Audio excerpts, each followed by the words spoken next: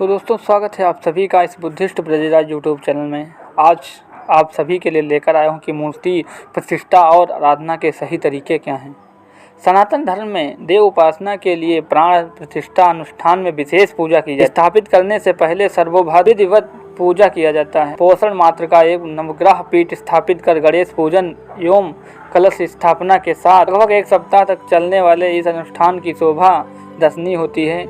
पीठ पर अनिष्ठीय आवाहियों देवताओं के पूजन के बाद पहले दिन देव प्रतिमाओं का जलाधिकार कराया जाता है, यानी उस रात मूर्ति को जल से भरे हुए विशाल पात्रों में शयन कराया जाता है। दूसरे दिन गेहूं, धान आदि अन्न भंडार में ढककर अनाधिकार होता है।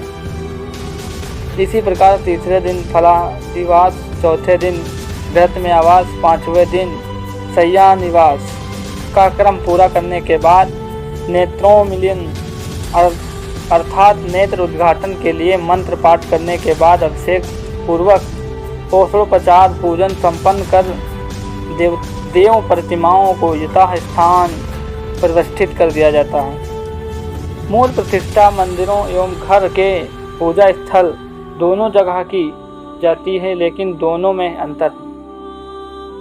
मंदिर में कई फुट ऊंची विशालकाय मूर्तियों का महत्व केवल श्रद्धा एवं आकर्षण उत्पन्न करने के लिए ही है, लेकिन पूजन के लिए छोटी प्रतिमाओं का ही महत्व शास्त्रों में कहा गया है। अर्थात बैठकर या खड़े होकर जिन मूर्तियों का आसानी से श्रृंगार कर पूजन किया जा सकता है वही फलदायक होती हैं। इसके विपरीत विराट मूर्तियों का किया जाने वाला पूजन निष्फल माना जाता है। देव प्रतिमाओं एवं पूजन उपकरणों की संख्या का भी विचार बहुत आवश्यक माना गया है। घर पर 2 शिवलिंग,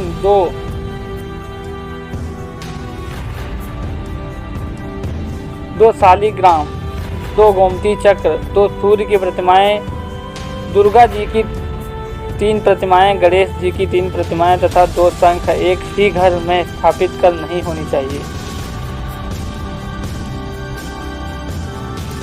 इसी प्रकार खंडित टूटी फूटी प्रतिमाएं जले कटे पूजा उपकरण की पूजा स्थल से हटाकर विसर्जित कर देना चाहिए। यदि किसी प्रतिमा के कोई उप अंग टूट गए हैं तो उन्हें विसर्जित करना चाहिए।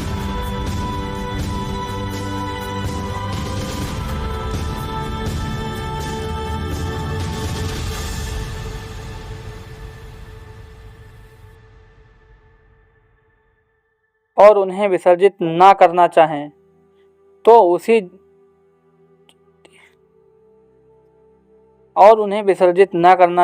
उसी जाति के पत्थर या धातु जिसमें प्रतिमाएं का निर्माण हुआ है विशेष पूजा अनुष्ठान द्वारा अंग पूर्ति की जा सकती है।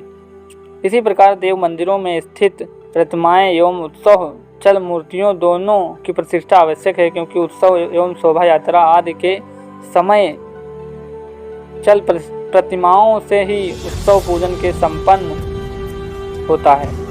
प्रतिमाओं के पूजन के समय दिशाओं का भी महत्व है। स्थित प्रतिमाओं का पूजन उन्हें समुच्च होकर किया जाता है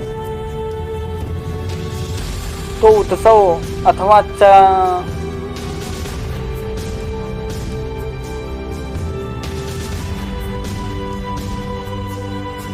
उत्सव अथवा चल प्रतिमाओं का पूजन हमेशा पूर्व की ओर मुख कर ही करना चाहिए। शास्त्रों में बताया गया है कि इसी प्रकार देव प्रतिमाओं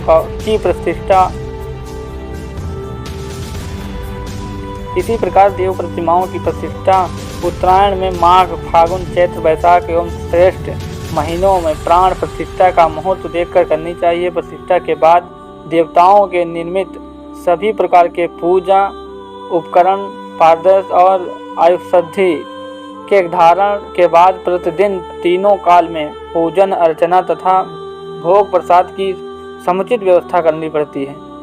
विशेष महोत्सव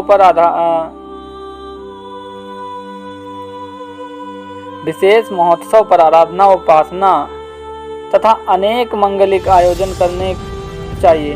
देवोपासना के लिए सनातन धर्म का एक सबल आधार मूर्ति पूजा है और उसका अंग होने के कारण मूर्ति प्रतिष्ठा की ही उतना महत्वपूर्ण कार्य है।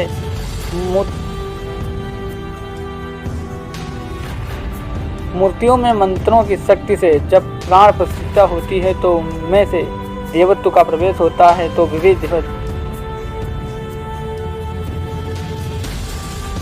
विधिवत पूजा से फलदायी होती है। तो आज की वीडियो आपको कैसी लगी कमेंट बॉक्स में जरूर बताएं। धन्यवाद।